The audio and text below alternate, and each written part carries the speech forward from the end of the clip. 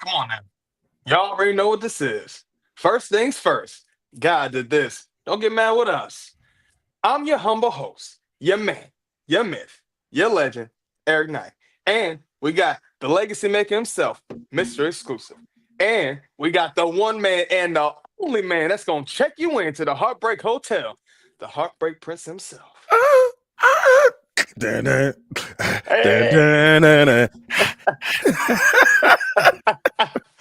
Man, look, this is the week after Mania, and honestly, not gonna lie, it wasn't too bad. Some surprises, some returns, some things we gotta talk about that was a little interesting.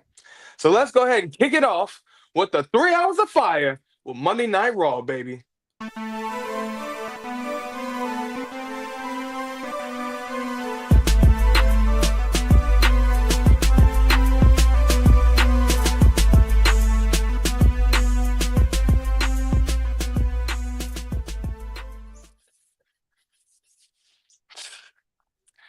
You know, so honestly, I mean, it's the Raw after Mania. A lot of things happen. A lot of times, some special things happens. When it's usually the Raw after Mania. I mean, a lot of things happen. Titles change hands overnight.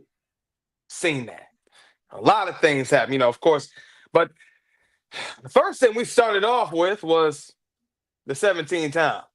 The man we can't see, but apparently now it's the man that we can see. John Cena comes out, talks about his title reign, talks about him being the greatest of all time, talks about him being a 17 time, how it's going to ruin wrestling, this, that, and the third. And all of a sudden, who comes out? Who sneaks from up under?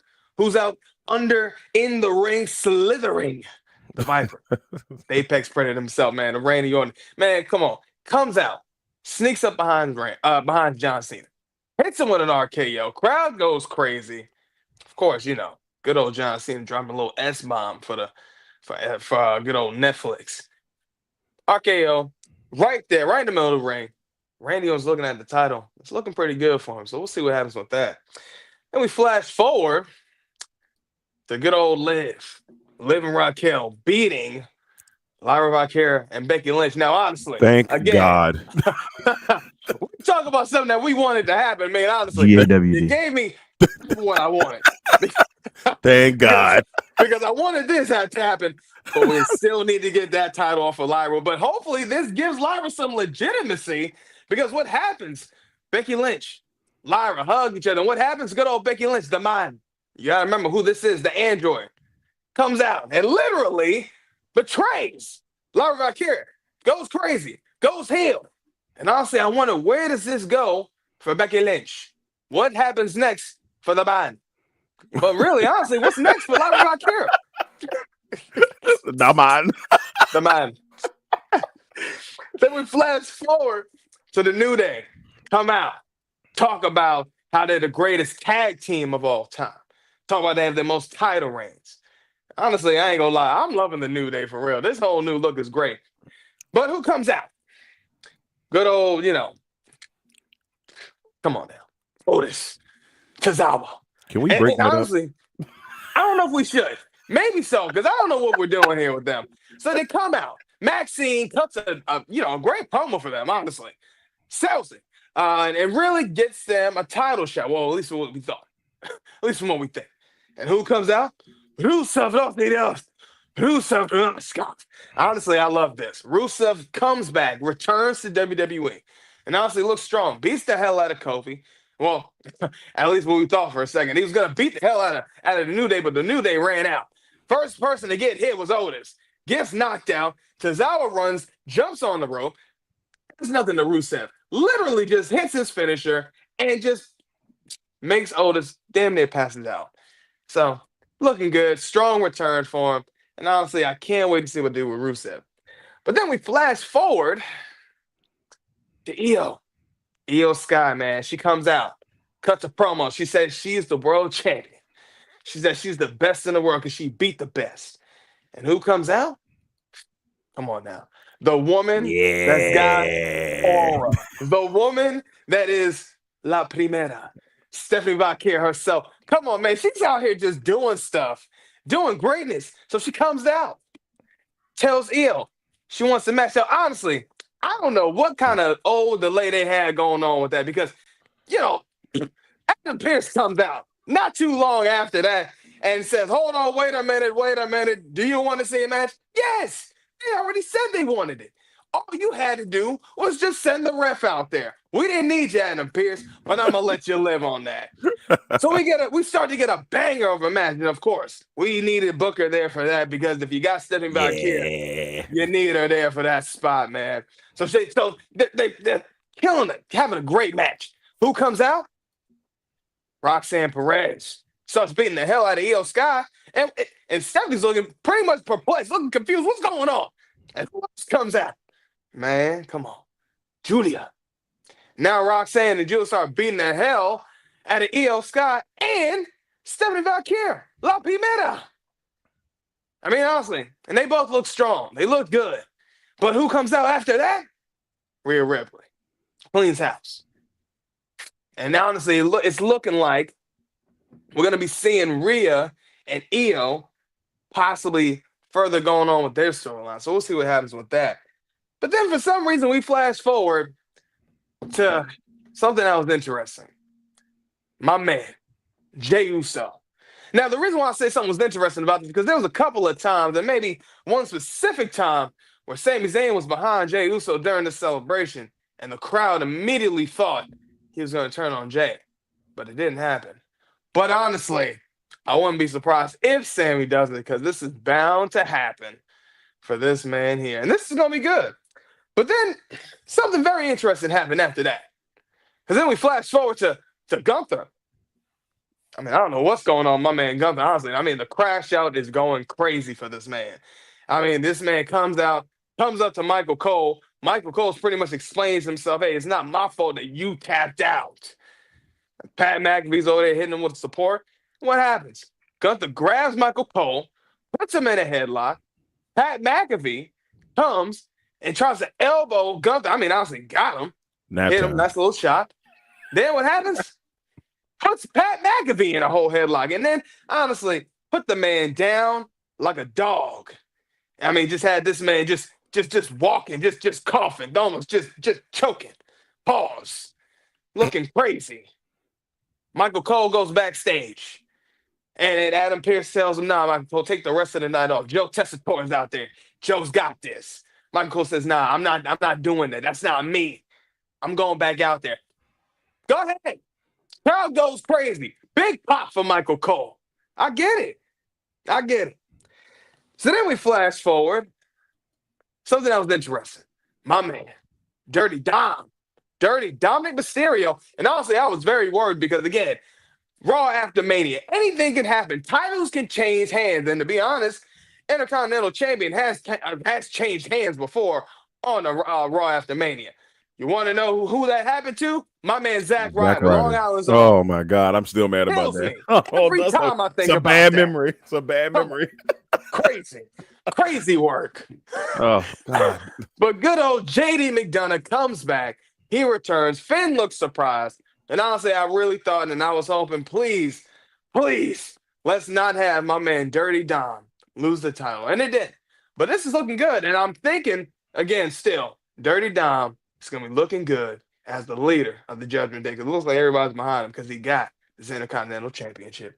Then we flash forward to something that was, man, you want to talk about cinema. You want to talk about aura. You want to talk about storyline. You want to talk about how good is this getting? My God, is this? Because it is. Seth comes out, says he stole a wise man. He says he stole a best friend. And now the Monday Night Messiah, the visionary, the architect, is now looking at the top And he explains this, but who comes out? Of course, the best in the world, CM Punk. CM Punk comes out. Of course, ready to throw hands with Seth. Seth's out here putting his hands on CM Punk. They do what they got to do, throwing hands.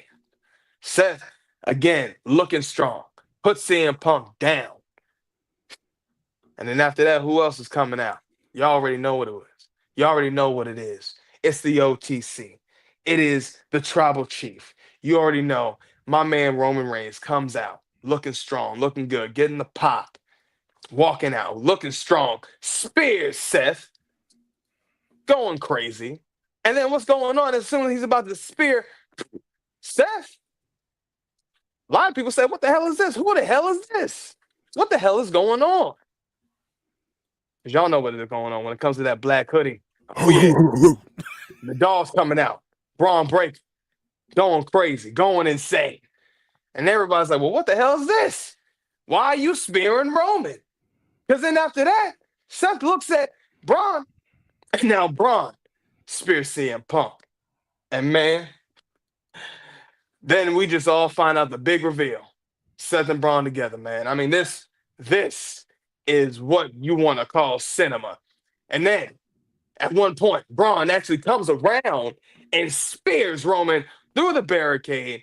I mean, Seth literally curb stomps CM Punk. Then, I mean, Braun Breaker holds Roman's head and he curb stomps Roman right after that.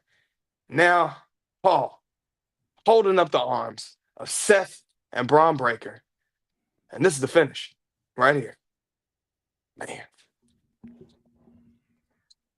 Man, I said it before and I'm going to say it again, man. We talk about aura. We talk about storyline. We talk about how good is this getting.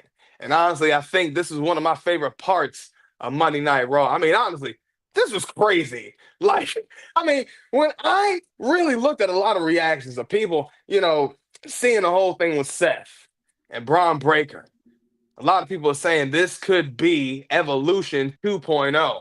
Now, not gonna lie, am I opposed to that? Hell no, I would not. I would never be opposed to that because this looks like it's gonna be good. Now, a lot of people saying that Seth is the Triple H, Braun is the Batista. Now people are saying who is gonna be the Randy Orton. Now, some people are saying that Paul Heyman is technically the Ric Flair. I'm not gonna say that. And I'm not gonna put Paul in that Ric Flair slot. Because again, Paul Heyman is the manager, and that's not what Ric Flair was. Ric Flair got in the ring. Ric Flair was a tag team champion with Batista. Okay? So we got to think about it like this. Whatever's going on, they're cooking. Now, this is going to be cinema here. And again, I mean, we've talked about this before. This is definitely something that's going to be setting up all the way to Mania of next year at New Orleans. And hopefully, it's going to be a banger. Now, maybe from what's going on here, they're not going to put something like this on night one. This is something they're probably going to give us on night two, which should be deserved because something like this is something that is cinema. But, and another thing, one last thing I got to talk about real quick. Okay, one last thing I got to talk about because we talk about a lot of things that go on with the women's division. We talk about a lot of things that go on when it comes to the women in NXT. And we told y'all, again, the call-ups were happening. We told y'all it was already looking like we can see some women getting their shot, getting their time because the draft is coming up. And what's going on? Who do we see? The Prodigy, Julia, and one of our favorites, La Primera. Come on, man. Look, I love to see it. I love to see the women coming up, and it's looking like that women's division is going to be looking very interesting.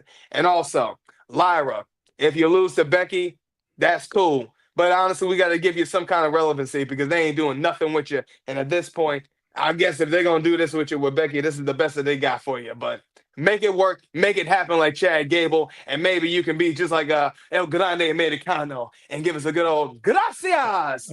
Heartbreak Prince, what are your thoughts, man? What you think? I thought Raw this week was really good. They hit on all cylinders.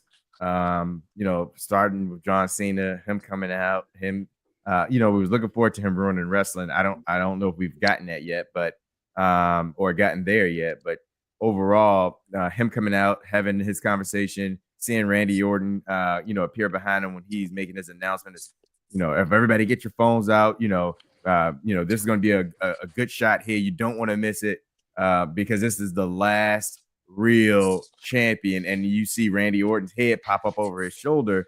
I thought that was phenomenal because it was one of those things where they are like the two last wrestlers from an era of wrestling. Because we got all the new people coming up with the Seth Rollins, you got the Roman Reigns of the world and all that kind of stuff. And even now, Seth and Roman and CM Punk and all of them have been there for a bit as well. But that was a really good spot there. I really liked what they did there, and I love the fact that John Cena added a little bit of humor in there with the S-bomb right before the RKO. So I mean that was just a good opening segment to really kind of set the tone for Monday Night Raw. And then the women's match, phenomenal, excellent match. I didn't want to see that match end. It was just they were cooking in the ring, and it was a lot of women that I feel is probably ready to be in NXT or probably not NXT, be in WWE main roster. Even now, I know we talked before about La Primera having the option. Julia, Roxanne. So it's just showing you the talent in NXT that can come to the main roster and what they can deliver on. So I think that checked a lot of boxes there when we talk about upcoming young talent for the women's division. And then, of course, you get, Rusev making his appearance, which was, another great thing to see the crowd pop for that, and see Rusev kind of be back at home. So Raw just had so many good segments that just really, it was really fitting for a Raw after WrestleMania. And then, of course, to end it with, Seth Rollins and Braun Breaker and the reveal of Braun Breaker and his affiliation with Seth Rollins and Paul Heyman. Just, again, excellent cinema, put together very well. Something that we kind of knew would happen because I said in the previous Mania review when he lost the Intercontinental title, it was time to go ahead and get him into bigger and better things going after the main title because you really do have a star in your hands with Braun Breaker. I'm interested to see, where this goes. Like, who, what role does Braun serve in this? Because there's only one title, and we know that Paul Heyman has already marked Seth Rollins as, the new, best thing for wrestling, and so we'll see. I don't know. I would hate to see Braun remain in like a henchman type of role because he has so much talent, so much skill and things of that nature, but it could be the long-term storytelling that we talk about all the time where, there's going to be some type of turn. And so it's going to be good. It's really good to see like the stories that are starting to develop already going into the next year. And I know CM Punk and Roman Reigns probably are like, how did we get here? You think about Roman Reigns, just a year and a half ago was on top of the world. Now he's being speared, and CM Punk's being curb stomped, and Seth Rollins, the revolutionary, the visionary, all of that is on top. So it's a really good time right now for this new season of wrestling that's coming. Yeah. Raw at the Mania, another great one. To me, it feels like, with Roman, I feel like he's transitioning to, like super part-time mode. And, I think we were already kind of seeing that, if within the last year, but I think we're going to really see a lot more of that. And I think he's at the point where he's ready to put people over. I think that's where he's transitioning into. That last segment was gold. That's how you introduce a new faction. That's how you shock people. Because we all, and once again, long storytelling, long-term storytelling. Yeah. And when we saw Paul Heyman come on NXT when Braun Breaker was down there and talk about when he was with Roman and talk about how much he really liked Braun Breaker and how he was the future of the company, planting a seed and letting it sit there. So in people's minds, as soon as that happened, people were like, "Oh man, I could see Paul Heyman and Braun Breaker together." Bam, we got them locked. That's exactly what they needed to do. So it was beautifully done. Punk coming out there, then getting decimated. Roman coming out there and getting decimated is beautifully done. Now I also have heard the rumors that this could be Evolution 2.0. And I kind of agree with you. I don't think Paul Heyman is going to be the Flair type in this, because obviously Flair wrestled. Yeah. But it would have to be somebody that's a grizzly veteran in the game. And I'll be honest with you, I don't know right off top hand who would make sense in that spot, because I mean Flair was at the tail end of his career then. So it would have to be somebody who could help, I guess push along everybody. And maybe somebody who was close with Seth, but I don't even know, I don't know who that person will be. Now, I've been hearing a lot of in the Randy Orton role, and I don't know if I like this. Austin Theory. Austin Theory is the name that I keep seeing pop up as the, quote unquote Randy Orton in this group. I hope that's not the case. I know a lot of people. Carmelo Hayes too. I'm about to say Carmelo was the other one, and Carmelo makes more sense because he's a Triple H guy. And he needs that change of scenery. He's got the mouthpiece for it. You got to have somebody who can really go. And I don't hate Austin Theory, but if you need somebody who really you want to elevate in the company that is good, why not him? Wwhy not him? You like that? I know you like that. I see what you did there. I see what you did there. I thought you guys would like that. That was good. I see what you did there. So why not him? So I'm intrigued to see where they kind of go with that. But I love what they did there. Braun is the Batista role. It just seems like it's going to work. And that once again, Raw has grabbed my attention. I'm like, all right, now I got to see what happens every week with that. On the women's front, great job once again by Triple H introducing those women in NXT. They did it last year with Roxanne. They brought Roxanne in after Mania, and I can't remember who she faced. I'm having a mind blank or whatever, but she came in after Raw last year, so people can kind of get an idea. Okay, here's this young talent that we have on NXT.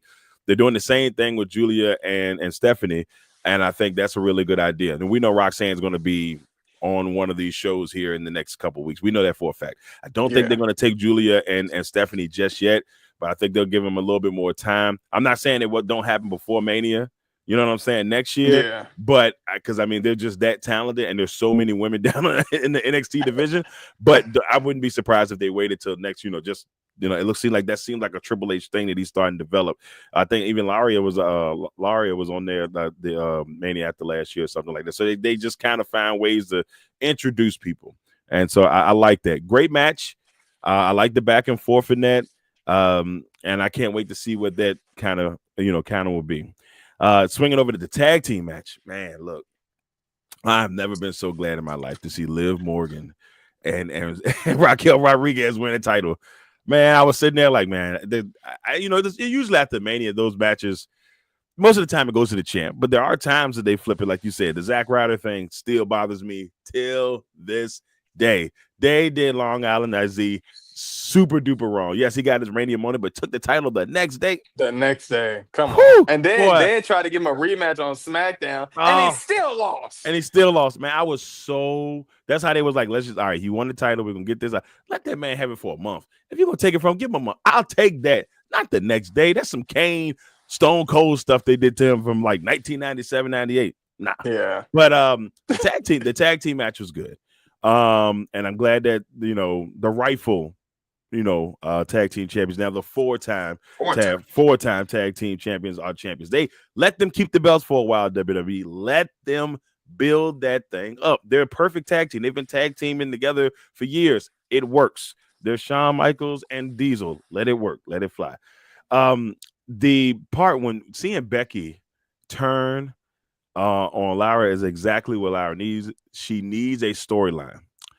And why not one with Becky? Obviously, they've already had some, beef in the past. There's some history there. Long-term storytelling. Once again, this is beautifully done. But unless Lara changes my mind during this, I need Becky to win this title. And I do not like Becky Lynch. Do not like Becky Lynch. No. But she will bring some legitimacy to this title if she does win it. Lara's just, she needs to talk. I don't even know what your voice sounds like. So that needs to happen. So whatever they end up going there, they just need to talk. And I'll just do two more things and then move on. Great job by Rusev getting in there, coming out, bring his theme song back. I mean, this new one was all right, but as soon as I saw Rusev on the screen, I was ready for the old school, and then some Rusev days in there. So they got to change that back. And then Cena and Orton was gold. On Raw. It was definitely gold. SmackDown is a whole different story, but we'll get to that in a little bit. Yeah, is Michael Cole? Is this his season that he gets ready to kind of go back to doing his own things? I know football season is getting ready to stuff starting to heat up.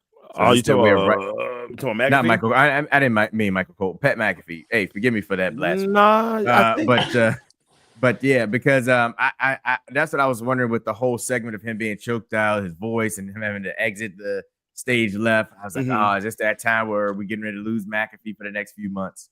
Yeah, I don't think there's anything coming up that I know of. I mean, football season is pretty much done. College game day doesn't start till August, so he should be there for a while. He should be there for a while, as far as I know. I don't think there's anything coming up on his front though. So, and who knows, that may be a match at some point. I mean, but Pat McAfee hasn't been in the ring in like almost 2 years. So, yeah. He's still really good in that ring, man. Gunther's gonna kill him. Yeah, gonna kill him. I don't know what it's one thing when you go up in there with Adam Cole. That's one of the great. That's one of the best. That man has been undisputed, whether it's a kingdom or an era. But when you going up in there with the ring general, Walter, Gunther, I don't know, man. I don't know. I don't know if I like that for Gunther. Honestly, I don't think I like that for him. You know what I'm saying? I don't think I like it for him. Now, and it's nothing against Pat McAfee. It's just I don't know, man. That just doesn't look good for Gunther. Like, I need him to go up against, top tier guys, showing him how much he is the ring general. But hey, we'll see. But we talked about some of the great things with Monday Night Raw. Now it's time to talk about what Shawn Michaels constantly cooking it up with NXT, baby.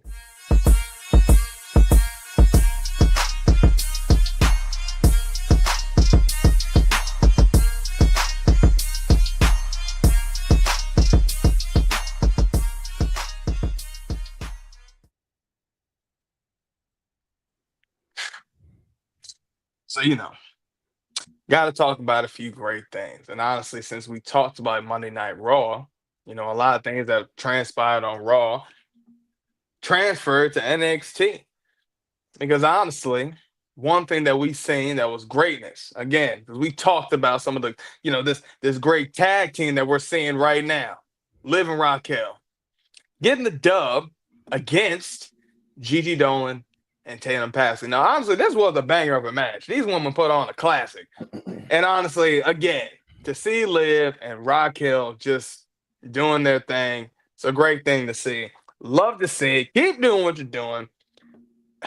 And just keep doing this greatness. Honestly, I love what Liv's work has been. Honestly, I'm going to just say that because before I even get any further, Liv Morgan has been on a trajectory of just greatness right now. Whether it's just in the ring, on the mic, the storyline she's in, everything is working for Liv. Hey, I'm proud of what she's doing here. This is good. Then we flash forward to Ricky Saints. Comes out, talks about his title defense and Stand and Deliver. Honestly, those men put on a classic banger of a match. But then Lexis King comes out, says, let's do title for title.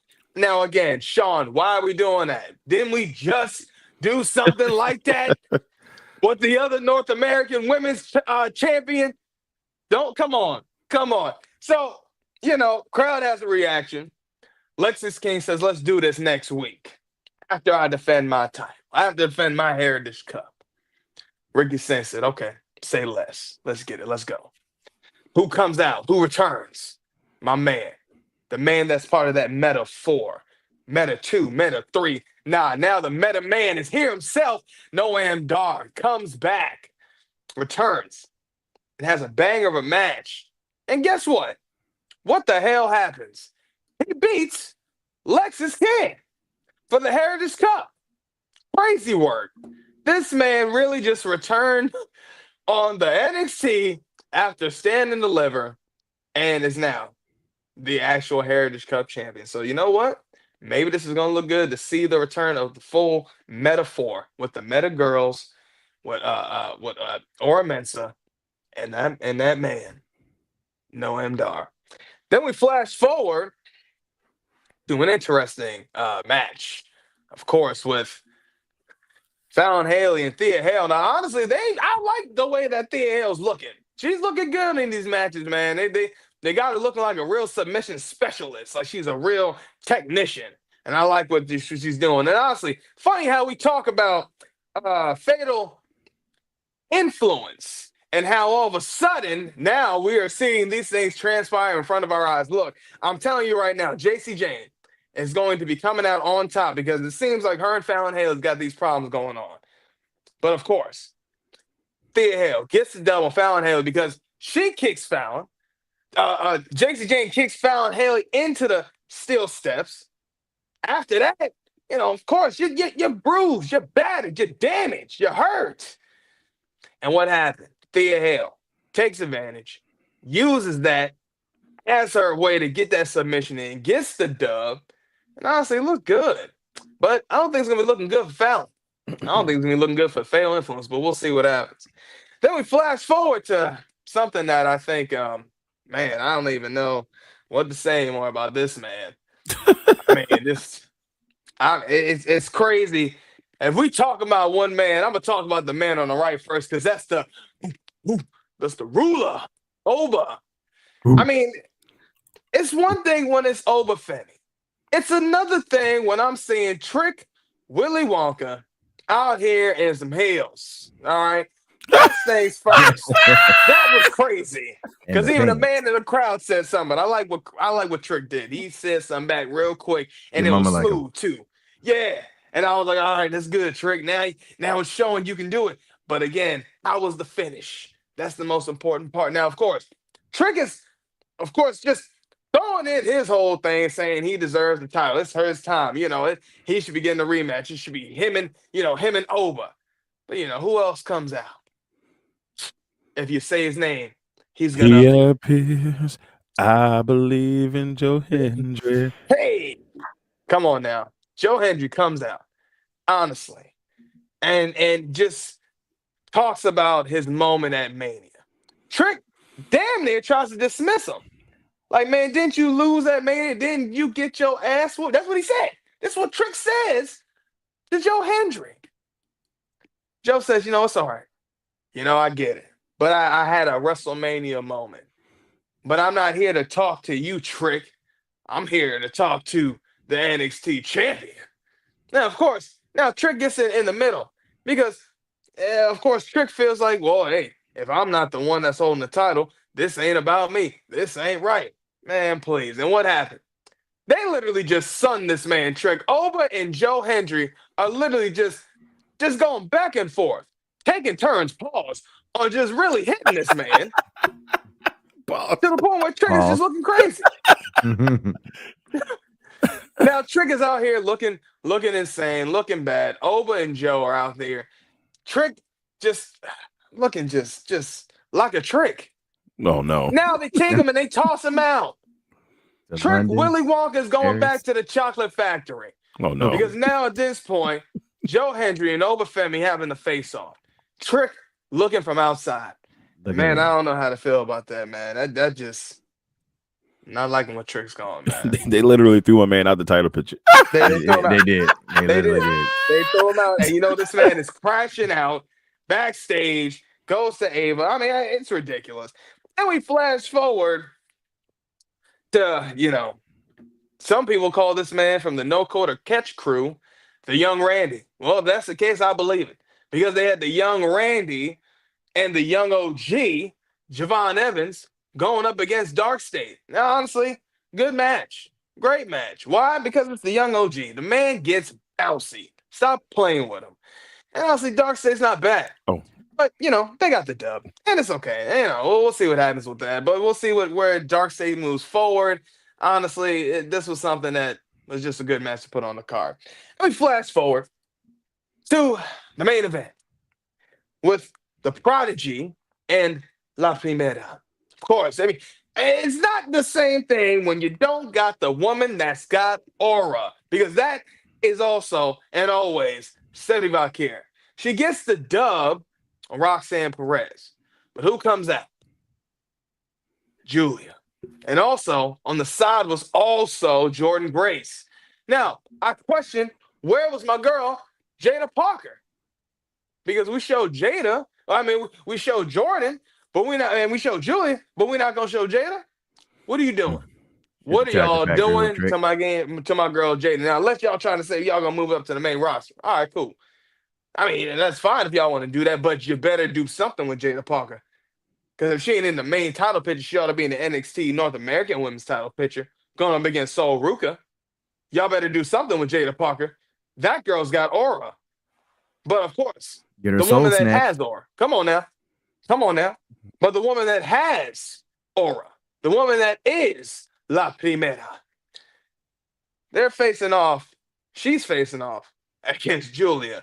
I mean, honestly, it's looking like that's what's going to be looking like a rematch, maybe one-on-one. See who really does win that NXT champion. In my opinion, I think it's still going to be La Primera. Stop playing with her. And honestly, that's how it's looking, because this right here was the finish. Man, I'm not going to lie. NXT was interesting.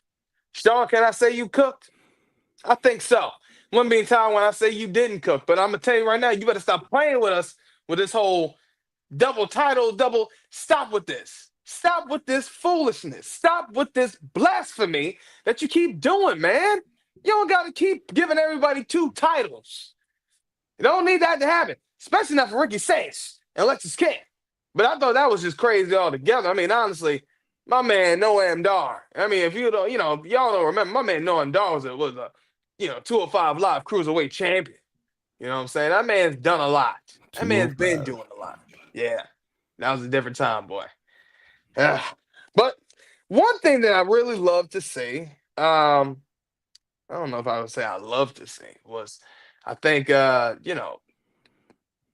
Willie Wonka, man. This man is, I don't know what direction they going with this, but this man Trick is just crashing out, man. And honestly, even his crash out, they showed a video of him on NXT Anonymous on X. And I said to myself, all right, Trick, I needed you to throw these tables a little bit more. I get it. You want to crash out, but I need you to settle some more. Don't start throwing 2 or 3 cups. Throw the whole row. Toss the whole table. You know what I'm saying? You gotta, because if you're gonna call yourself the crash out, if you're gonna really crash out, and you're gonna tell Ava, I want my title, I want to get my title, get your title. But you better do this right, Trick. Because I ain't gonna lie, man. If you're gonna keep doing what you're doing, this ain't gonna be looking good for you, bro. It's either that, or honestly, at this point, go to that main roster. Because the whoop that Trick era is looking like it's slimming down, and I'm not liking this for Trick Willie Wonka, man. I ain't liking that. But of course, greatness. Anytime we see, I definitely see my man Ricky Saints killed it on the mic, went crazy. I thought that promo that he cut with Lexus King. I say, yeah, come on, man, stop playing with Ricky Saints. This man is naturally got everything that you're looking for in a superstar. That man is main roster ready. He can do it all. He's ready. But I like what they're doing with it. But of course, La Primera. What I love the most. That match that she had. Of course, now to this point, Stephanie Valkyrie's out here pointing to Booker when she's about to hit her good old signature move, and I think that's crazy. Yeah, I love it. That's what this is now. Like this is what this is now. She's like, and Booker Oh T's yeah, like, man. I'm like, man, Booker T is the man, bro. Yeah, gotta stop playing with my man Booker T, man. He's out here making magic. Mr. Xclusive, what are your thoughts, man? What you think? Yeah. No, no, look, I'm telling you guys, look. NXT was really good. I mean, I think that a lot of, different stories are starting to rebuild here. I'll start with this, though. Alexis King and Ricky Starks. I think the Heritage Cup is really pretty. All right, I think it's a really nice thing. But at this point, make it a title because I get tired of seeing people carry this large Yeah. Stanley Cup looking Yeah. trophy around the thing, and people and it just looks uncomfortable. Like when people are Yeah. walking with it, I'm like, all right, either make it a belt or get rid of it. Yeah. I mean, if you're gonna have it as a championship, and it's a NXT Heritage Championship. yeah. I understood the reason behind it, and I like that they did something different, but I don't know. I don't even really look at it as a championship because, like I know people like they go for it, like I want the Heritage Cup, and I'm like, I guess, but I would rather it just be a title personally or a belt, whatever way you like to say it out there in wrestling land. But I would like to see one of those two things. Like I don't know, but I do think it's interesting that they've been, we continue to see that the outside people that are coming into NXT are getting these title shots. The outside people are coming in and getting the belts right away. But I know also they're doing this because they're trying to establish, NXT as a brand amongst itself. We already know it's there, but I think they're trying to get it to, hey, this Raw, SmackDown, NXT, and they want them to all be on this level. And I think that's kind of where the reason why all of these established stars are coming in and taking the title chances from the people that were, they brought up and they were developing. So I think that's why that's happening. And we'll see how that kind of goes over the next couple of weeks.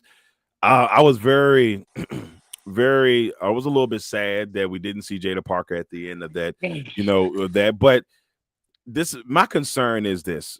Jada Parker's getting the Sol Ruka treatment. We talked about Sol Ruka, how like she kept getting close to getting these titles. She's just losing and every big match, losing. And we were worried that if she doesn't win one soon, that it was just going to be like, she's going to get lost in the sauce. Thank goodness she won the North American title. I was very happy to see her win the North American title. I think she'll be a great champion there. But like everybody's one soul. Yeah, and this is it was beautiful. This is why I get worried because there's so much talent on the rosters, and this has been a problem for WWE, a good problem for a long time. You have so much talent. You start to like so many people that you want to see this person do well, and you want to see this person have the championship. And if they're consistently losing big matches, you're like, man, come on, man. Like, there's a part of you is like, why do they keep doing this to this person? So for me, I really would love to see her win a championship. I think she's going to be a great champion. She can talk on the mic. She go in the ring. People are always complaining about her finisher. That's her finisher. It is what it is. There are worse finishers in the game. As Cena's, the sexy fireman carry, whatever. The attitude adjustment, all that stuff. Like people have, not every move is going to be, the pulverizer or something like that. It's just going to be their thing, So I want to see her do well. And I know they're going to move some people up to the main roster. She might be one of them. I don't know if I want that for her just yet, but it's like I do, but I don't. So I guess women's champion. Give it. Yeah, I mean, if you're going to give her, if you're going to go up there and give her one of the mid titles, I'm cool with that. But every time an NXT person goes to the main roster, I get nervous inside. Yeah, and it's because I don't know how they're going to get treated when they're going to get up there, and you're not going to get the same vision that you had when they were down on NXT. That's the only concern that I have when people move up. I will say this. I think Roxanne Perez, when she get up there, she's going to be just fine. Some people you can just be like, oh, they'll be all right. She's going to be okay. Jada is someone that makes me worried because I don't know how they're going to use her. That makes me worried. Now, I know she's popular enough with the fans, especially the men for certain reasons. But I think that's why I think she'll be fine. Like when Stephanie gets up there, I think she'll be fine. Julie, I think she'll be all right. But we'll see. So I loved all that. Then we talk about Trick. That's Trick. Trick Willie Wonka. I don't know what they're doing with him, guys. I really don't. Like I couldn't. It's like this has been going on for months. Crash Out Trick, and I kind of don't like that they moved away from the old Trick. I don't dislike this Trick, but I mean I do love the aggressiveness that he's shown, but he's not winning, and he's losing a lot of these matches, and he'll win occasionally, but it's just like there's something different. Sore loser. Yeah, it's like he's a sore loser. Like it's weird. I don't like it. But if they're gonna move him up, like we've been talking about for weeks, it's got to be him and Carmelo, unless Carmelo's going to the new Evolution or whatever. But it has to be something like that. Throwing Joe Hendry in the mix was not something I didn't see coming. Now that he's made his second wave around, the only thing about this is like if they have him go up against Oba, which I would like to see, but we know if the title's on the line, nobody's losing that. Like it's almost a foregone conclusion. We talked about it before. If you're going to have these people, go against each other on different brands, you have to have someone win a title from the other brand. To me, the relationship is doing great. Even at the stagnant point that it is, the relationship is doing great because you're like, oh, shoot, what you call is out there. So you always have that. But until somebody wins the belt on the other brand, it is going to be stagnant. Yeah. And they have to have somebody win it to take that next step. That's all I'm asking for. Like, give me something. Give me another reason. Like, if Oba beats Joe Hendry for the TNA title, you tuning in to TNA to see what he gonna say. Like, it's gonna bring everything in. Or Joe Hendry beats Oba for the NXT title, you're gonna be like, oh shoot, Joe Hendry has both championships. He's a champion on both brands. Like all of a sudden, you're tuned into it for another reason. So that's something I just kind of want to see with that. But NXT was good again. I have no problems with the way Sean was cooking last Tuesday. Yeah. Not much more to say on NXT, fellas, because I think y'all hit all of the main points on it. I would just like to add about Trick Williams and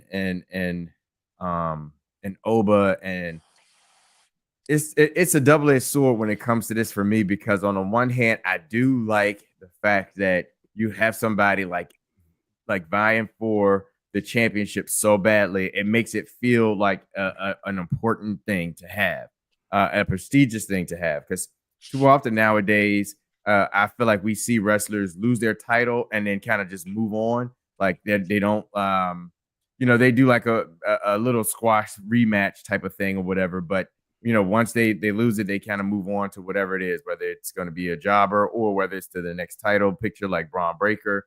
So I do like what Trick is doing as far as trying to go back after the NXT championship. Now, whether he wins it or gets it or not, that's a different story, because I know we got some people feel like he's ready to go to the main roster, and we got others that feel like, he still needs development here in NXT. So, that's something I guess that will work itself out.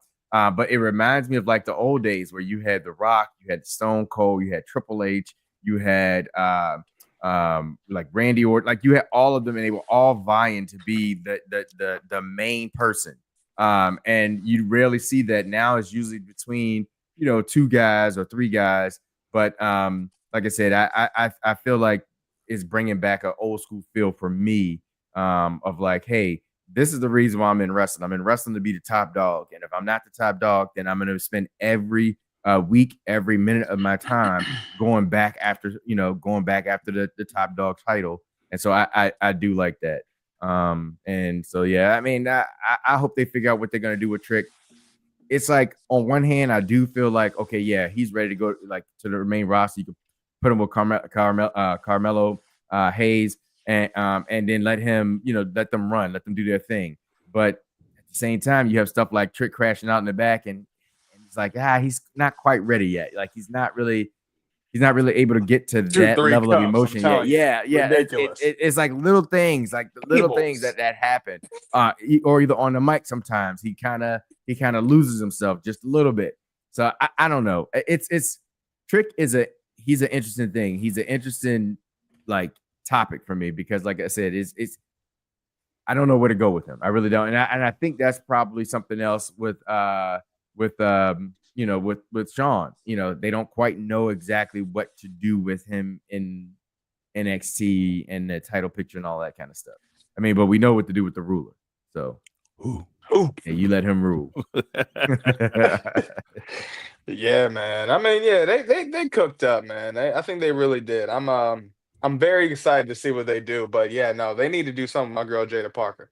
And honestly, it's great to see, Sol Ruka. Everybody say, it's another black champion, because again, we gotta remember, Sol Ruka is another black champion. That's right. That's right. It's very, and she's a double champion at that, a speed champion, which who's gonna really care for it. But hey, she got two.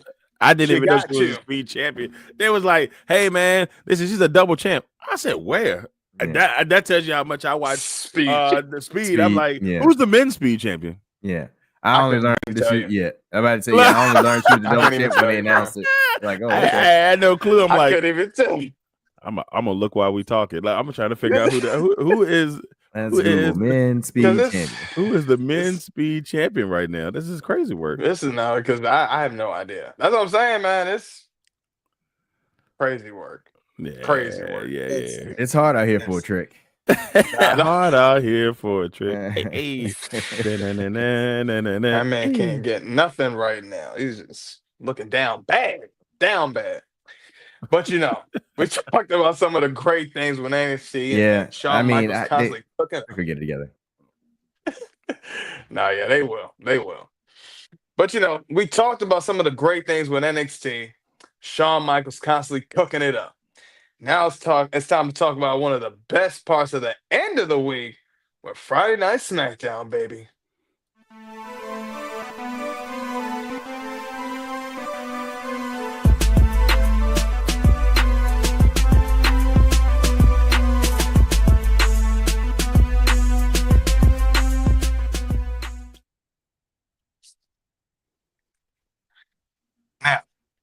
Now, honestly, this was Friday Night SmackDown. Now, of course, there were a lot of things that transpired on Friday night, but what I say this was, besides maybe the beginning part of SmackDown, but besides this, I can honestly say I think this was, again, 3 hours of heat, 3 hours of fire, 3 hours of nonstop storytelling that just kept getting better, baby. And honestly, when it came to SmackDown, we kicked it off again with John Cena. Now, I'm not going to lie. I kind of liked how my man was holding that title. It made me think of, him walking through ECW, One Night Stand. It made me think of all those times. And it honestly is given what this man is I think what John is giving with some of his promos, I think, how he's talking to Randy Orton. It's reminding me of the ruthless aggression kind of feel for it. But Randy comes out, tells John, I don't know what's going on with you. I don't know what you got going on. You need to have some kids. These fans is what helped you. I don't know why you're acting so selfish. This, that, and the third.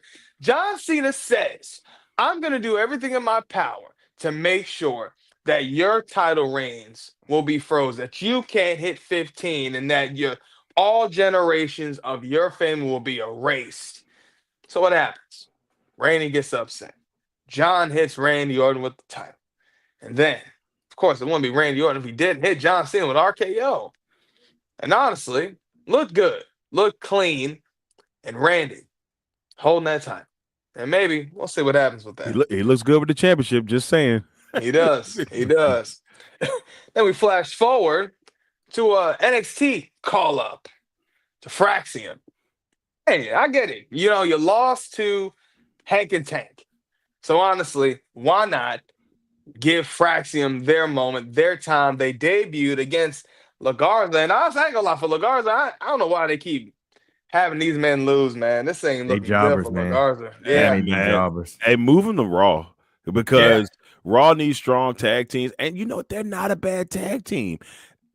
They got the look. They got the look. They could be a really good tag team. I'm sorry. They could be. No. You're good. No, you're good. Because they could be a phenomenal tag team. I just don't know why they're jobbing them like this. It's insane. It's insane. But then we flash forward to something that was interesting. Jade Cargill going up against Tiffy Tom. Now, Tiffy Tom had kind of talked about what happened with her and Charlotte at night one, and everything that happened with that, and all that good, And Jade comes out. She says, "I finished my business. Everything that's happened with me and Naomi is done. So let's have a match right now." They have a match. It's going pretty well. Honestly, Jade looked good. Tiffany looked good. What happens? Naomi comes out. So again, proceed with caution.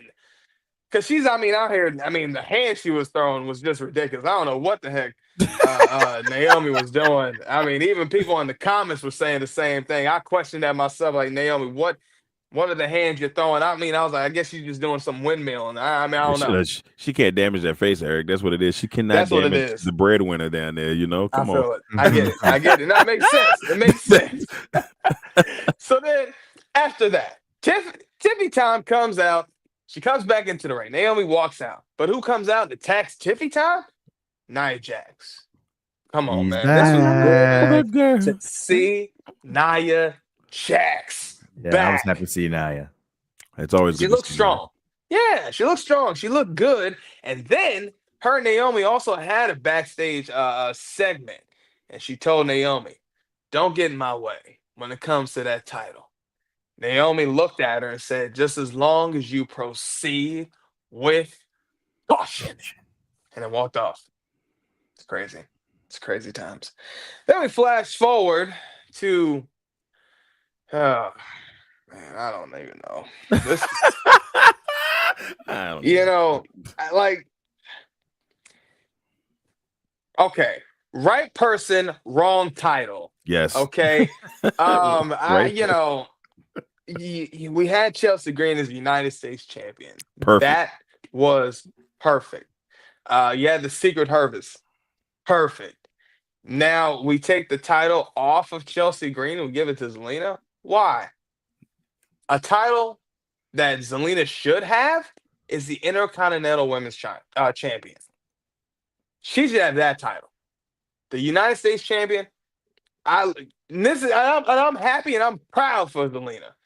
But just the work that Chelsea Green has been doing, it makes me really wonder what's going to be next for her, for Zelina, and the Secret Harvest, because I'm not sure. Because, when you build everything around a title on a person, a group around that, what do you have after that when that person loses that title? Things start to crumble. And I hope to God that that's not the case for Chelsea Green and the Secret Harvest. Then we flash forward. Something that was interesting. Because it started off with who. The man with the magic boots. The Samoan werewolf. The big blood. Honestly. My man looked Yeah, crazy. I mean, My man looked crazy, bro. He looked so crazy. I mean, I've been saying this for weeks now. This is the only man when you see in a shiesty. This man is in a shiesty mask right now. The crowd was going crazy because they knew who it was. The man with the magic boots. It's so great. It's so great. Big blood. Hell. The menace to society. Hell. America's Most Wanted. Jacob Fatu. And honestly, he was going crazy. Okay. That man is hot.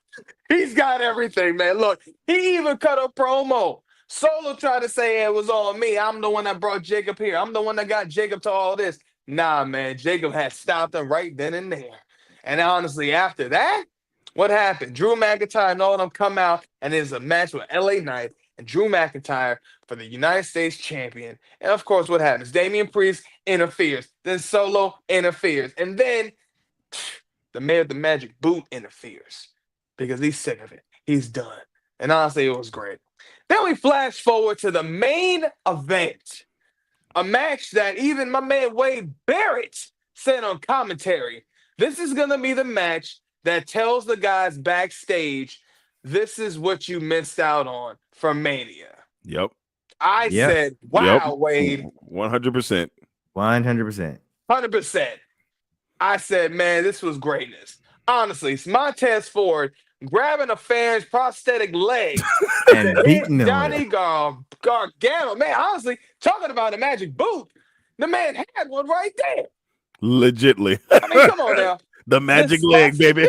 The magic leg. Come on. That was just diabolical. It was great. It's insanity.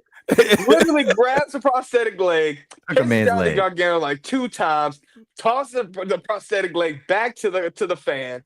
And the fan was like, yeah. The fans were loving it, man. They The fans were loving it. They loved it, man. Just imagine what that pop could have been at Mania.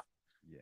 Because honestly, the spots that they did, I mean, you want to talk about the WrestleMania callbacks to these ladder matches, the tag team matches, because this right here, you want to talk about a moment. Jeff and Edge, okay?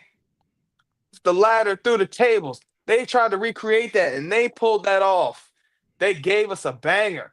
And honestly, one of my favorite spots, a couple of favorite spots, Motor City Machine Guns hitting their move outside from the ring and just, I mean, through a ladder. But what I loved the most was when Johnny Gargano and Alex Shelley on both sides of the ladder, going head to head. Montez Ford jumps into the middle of the ladder. Athleticism crazy. Come on. And literally hits both of them, knocks them both out. And honestly, it's the Profits again retaining the titles. And this is the finish right here. Boy, man. Profits is up, baby. Honestly, it was if great. I'm going to talk about anything, I think a couple of things that I love to see.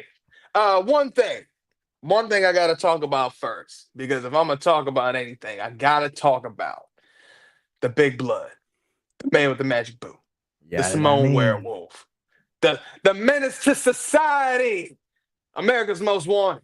I'm gonna say, if y'all don't know, this man is out here. This is a California native. So this man, and anything this man is telling you, this is all California callbacks. America's Most Wanted. This Ice Cube album. Menace to Society. That's an LA movie. Come on, stop playing with it. That man said he loves Northern California. That's his thing. That's what he loves. Man, honestly, I love to see what he did. The promo he cut. Come on. Stop playing with this man. The crowd is behind him. I mean, when you got the crowd going, oh, gas, no breaks with it. They are finishing this man's sentences like he's in a relationship. And I ain't talking like with John Cena. This whole thing is different to the point where my man Jacob Fatu is really just out here he's on another level. The aura on him is there. The aura on him is real. And honestly, Solo, I like what he's doing. I think Solo's looking all right. I like his work on the mic. He's smooth with it. All gas, some breaks with it. But you know. some breaks. But, you know, if I'm going to talk about anything, I'm going to talk about something that we've been talking about for months since we started. The Profits. Because honestly, this is like a callback moment. Some may say maybe even a Cinderella story. Because when it comes to the Street Profits, honestly, just the journey that these men have taken, we've been along that same journey with them. We was there with them when they had won that ladder match in August. Okay, we was with them when we had said for the longest these men should have been winning the titles. Okay, we were saying for the longest it should have been Montez getting a single title run push. Saying the same thing with Docs going crazy right now. How my man Montez Ford is automatically a superstar. Okay, but this right here solidifies what y'all could have had at Mania. Y'all could have really had a banger of a match. Not gonna lie, the crowd was already behind the Profits. The crowd was already into the match in general. But to see the Profits get that dub, to see them retain, I mean, something that we told you already, that was gonna happen. Because when the Profits is up, we all up. But honestly, don't keep making these misses, Trip. I'm gonna tell you right now. Because if too many people are saying this, if too many people are saying something about this tag team division, you better listen, man. I ain't saying, you ain't do the right thing for the New Day. Because thank God that they became the tag team champions. They needed that. That tag team division needed some relevancy. So we needed that for them. But when it comes to the tag team division on SmackDown, when it comes to the Profits, when it comes to Angel Garza and Humberto, when it comes to Pretty Deadly, DIY, Motor City Machine Guns, hell, Mellow Don't Miss, hell, now Fraxium. When it comes to all of these people that you got to do something that's great. And don't keep sitting there underselling this tag team division, because this is a tag team division that's thriving and they're making some stuff happen. Honestly. But Mr. Exclusive, what are your thoughts, man? What you think? I got to piggyback off of the tag team division. what we saw on SmackDown was magic. I haven't seen a tag team match in a long time that I felt like the fans were so invested in. Probably not since it was New Day and And the Usos. and I'll even throw in not the Bashams, but Luke Harper and Luke Harper and what's my man name? Anderson. No, Luke Harper and oh my gosh! Oh my God! From the Wyatts. Yeah, I know you're talking about Luke Harper and it's not Bray. Eric Rowan. Eric Rowan. There you go. All right. So when they were tag team champions, I felt like they had some they was having strings back in about 2017, 2018. Like when we was going to when we went to Mania. Like you can that division at that point, they was having some really good matches. With That's the hammers. last time. Yeah, with the hammers. That was the last time that I thought that the tag team division was like, they may not have been cooking, but the matches were phenomenal. Like they didn't have enough. But this right now, they have so many good tag teams on SmackDown. It's the disparity between that and Raw is out of control. Like I think Raw has 3 tag teams, maybe? Is it New Day and then there's the War Raiders? Yeah. And then Otis and Tozawa. What? That's it? Alpha Academy. SmackDown got everybody. American Made. American Made. But it's like the difference in talent on each side is crazy. So when the draft happens, they gotta mix this up. You got to throw at least 2 more tag teams on Raw to make that thing, like cooking. But the rivalry between the Motor City Machine Guns and the Street Profits and DIY is absolute gold. I hope they don't break them up because that rivalry back and forth is going to make the tag team division amazing for the next year. But they have to find a way to develop that on Raw if they want that. You know what I'm saying? If they decided, hey, SmackDown is just going to be the tag team division show, I'm cool with it at this point because the way SmackDown kills it on the tag team front, absolutely amazing. That match had everything. I never. All I could think about why wasn't this on Mania? That's all I thought about the whole match. I'm like, why is this match not on Mania? Why was it not on Mania? Yeah. It was so good. And I mean, the energy in that crowd, magical. That's what you want. Yeah. There's some great singles matches that don't get. There was a lot of Mania matches that didn't get that reaction. Yeah. With 68,000 people there, didn't get that feel, that reaction. And so I'm very, very happy for the Street Profits and everybody in that match, to be honest with you. Yeah. That's the way things are supposed to go when you're having a triple threat match, especially a TLC match. That's what you want. And I just wish that was on Mania because they all deserve that Mania moment. There's no reason why that shouldn't have been on Mania. And I don't know who made the decision not to put them on Mania. And I'm guessing Triple H, but whoever said, no, let's just say that for SmackDown, they tripping. Unless USA say, hey, man, you got to give us something. That's the only way I can see that you can literally not put this match on Mania. Because we know that the networks do have their power. Netflix say, hey, we want to see this. We want this person as champion. We saw that when SmackDown went to Fox and they said, hey, we want Brock Lesnar as our champion. That's why Kofi got squashed that night. Mm-hmm. So those things happen. That's the only legit excuse I could give WWE right now for not putting that match on Mania. So shame on you guys for not putting that greatness on Mania because those guys deserve that moment. Then I'm going to go to my girl, Zelina Vega. I love Zelina Vega, man. I think that sometimes I don't think the crowd gets behind her, but I think it's because she doesn't wrestle as much because there'll be time periods where they just didn't have her wrestling, like she was just like almost like a manager type for LWO. Like she wasn't wrestling. And, she had that big moment in Puerto Rico where I thought that was going to be the perfect time to capitalize on her popularity because those international crowds can make a person. We saw that with Io. Like we love Io. She's a good wrestler. But when we saw the difference or what it was like after she came from Europe and now all of a sudden Io's getting the love that we already knew she deserved, but now she's getting it at that level. She's getting treated like the Rhea Ripley's right now. You know what I'm saying? She's getting treated like a Bianca Belair's and that top level person because of the European crowds. Yeah. Right. So that's what I was like, man, if Vega If they had capitalized Vega at that point, we wouldn't even be having this conversation. But they would literally wouldn't let her wrestle for like months. And you'd be like, why is she not out there? Or like a month or so, and like, why is she not wrestling more? And then you would put her in the match, and they give her some weird finish, or even after she came back from Puerto Rico, they had her like lose 1 or 2. And I was like, why are we doing this? Like, what is the problem? I'm super glad she got a title because she deserves it. She's been there for a while, she deserves it. But this was the wrong person. This was the wrong person to take it from, because Chelsea Green had been cooking.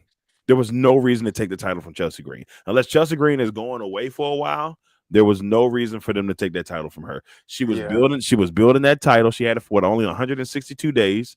You know what I'm saying? Like, and she did a really good job as champ. And as much as I'm happy that she won it, that should have been, maybe a SummerSlam thing and she loses, and I can deal with that.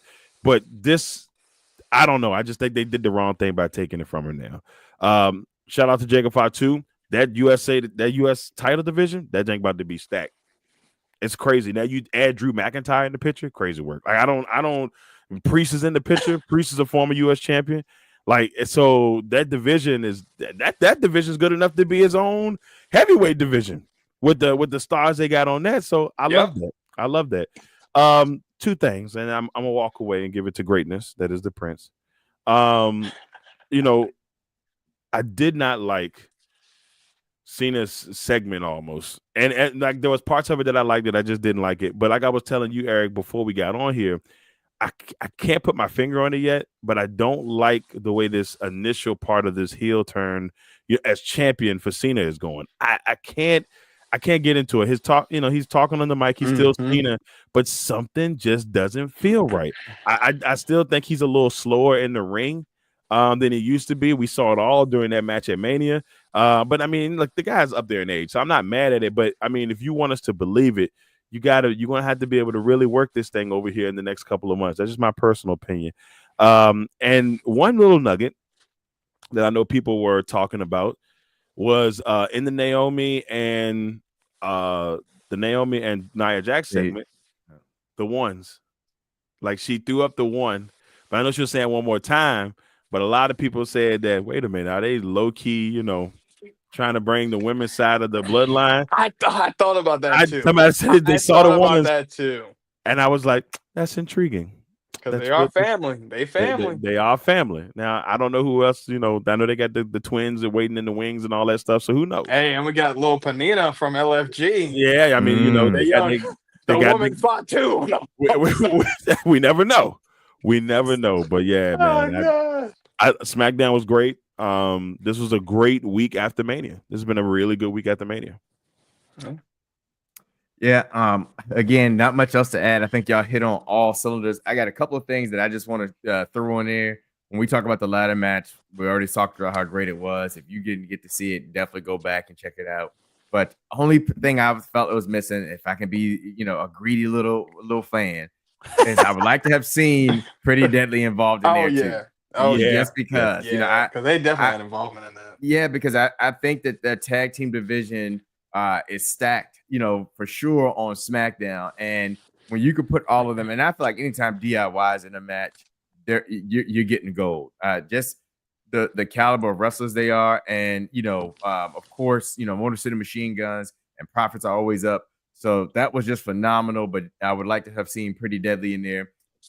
Secondly, Zelina Vega, congratulations to her. I felt like for the longest time she should have been a champion. She's a phenomenal women's wrestler that I think is overlooked oftentimes, probably because of her stature. And especially when you have like the Rhea Ripleys, the Bianca Belairs, the Jade Cargills, all these women of big stature and everything, and you have this little mommy here, and so I think she gets overlooked, but she's phenomenal. And so for her to get a title, I know we talk about her should have received it, or her should have, what I'm trying to say. She should have received the Intercontinental Championship, but she got the United States Championship, so I'm still happy for her. And then lastly, with that, to go along with that, I just want to give a shout out and thank WWE for bringing back Aleister Black, and then not only bringing him back, but bringing him back in his old way. He comes up off the coffin table, gets up. Yes, I've always loved his intro from the first time I saw it in NXT. The music hits. I mean, it's. I love it. I love the vibe. I love every part of it, every bit of it. And so I was so happy to see when he actually came out that they kept that and brought him in that way. And then, of course, the black mask. I mean, it just felt like he never left. It felt like shades of old. It made me harken back to the days of Aleister Black and the Velveteen Dream. Come on, man. How special that was. Things I would do. I mean, yeah, if again, Knights of the Realm, if y'all are listening, go back to NXT and watch the Aleister Black Velveteen Dream match. It will change your life. It was a really good match. That was a really good match. And that was my introductory into NXT and Velveteen Dream and Aleister Black. I think when I first started watching NXT, when I picked wrestling back up around 2014, I had kind of shied away from NXT for a minute because I had always heard it was the developmental brand and all that kind of stuff. And then, hanging out with, Mr. Xclusive, Eric Knight, and the whole Knight family. They talked about NXT all the time with the Undisputed Era and all of that type of stuff. So I finally decided to check it out because they kept talking about this Velveteen Dream characters, Velveteen Dream. And Russ had the Velveteen Dream music that he would play and all that. So I watched it, and that was one of the very first NXT matches I saw was that night with Velveteen Dream and Aleister Black. And then that made me a fan of NXT to this day. So it's part of the reason why I got the NXT belt back there. I mean, big reasons for Finn Balor, but yeah, Aleister Black coming up out of the coffin, love it. Yeah, man. I mean, they really cooked this week. I think they really cooked like in every aspect, in every way. I think the calls were right. I think when they bring up, Roxanne Perez, Julia, of course, La Primera. When we see, I think Jacob Fatu looking great and looking strong with this whole division right now, and of course the Profits. I think they look just phenomenal. So it makes me wonder how far they're going to go with that. And also, even my man Mello, the Miz gave Carmelo like a little Andre the Giant chain. So that Jake was huge, bro. That Jake was huge. I was like, what the heck? I was trying to gauge whether Carmelo actually liked it or not. Yeah, he was like, yeah. He's okay. Yeah. Hey, that's better than the Heritage Cup. At least you gotta carry that sucker around. You gotta carry that sucker around. Like, all right. And one more thing to that note too, I gotta give Miz his credit for just being the professional that he is. I mean, I know he's got to be sick and tired of putting over these new faces coming in. It's like if you come into WWE's main roster, the first person you having some type of feud with or match with is the Miz. The Miz is taking an L. I mean, Aleister Black comes out, the Miz boss. Is out there, the first level boss. Yeah, the first level boss. Good one, E. That's the first level boss. He's the first level boss, right? And he out there giving his spiel, and he's passionate. He's being a Miz on the mic. He's phenomenal on the mic. He always has been. And then for Aleister Black to come out and he just lays him out with a black mask. I said they do this to me every time. I said Miz cannot win for losing, man. Yeah, I know, right? Yeah, crazy work, man. But we talked about a lot of the great things with Monday Night Raw. With John Cena, Randy Orton, Io, La Primera, the Prodigy. Great things. Another great thing to make sure y'all follow our social media. Facebook, we on that. Instagram, we on that. X, we on that. TikTok, we on that. Man, and real quick, E, I'm gonna hop in because we on the road to 100 on YouTube, and I think I have something special. Just depends on how it all works out that I like to do once we hit 100. So definitely go to YouTube and subscribe. Subscribe, baby, man. And turn on the notifications so y'all know every time we drop some content because we're always doing it for y'all the exclusive way. Okay. Yeah, y'all already know what it is. But and we also talked about with NXT, Jada Parker, Willy Wonka, the Young OG, and of course, the Ruler. Ooh. Obafemi. And then we talked about SmackDown. Well, of course, with the man with the magic boot. Jade Cargill going crazy. And of course, proceeding with caution with Naomi. So, as always, I'm your humble host, your man, your myth, your legend, Eric Knight. We had the one and only, the legacy maker himself, Mr. Exclusive, and the one man and the only man that can check you into the Heartbreak Hotel, the Heartbreak Prince. I know I'm sexy. Because we are the Exclusive Knights, and we strive every time to be the best there is, the best there was, and the best there ever will be. Because we always ensure that your nights will never be the same. Excellence of execution, baby. Yeah, that's trick, Sean. That's trick.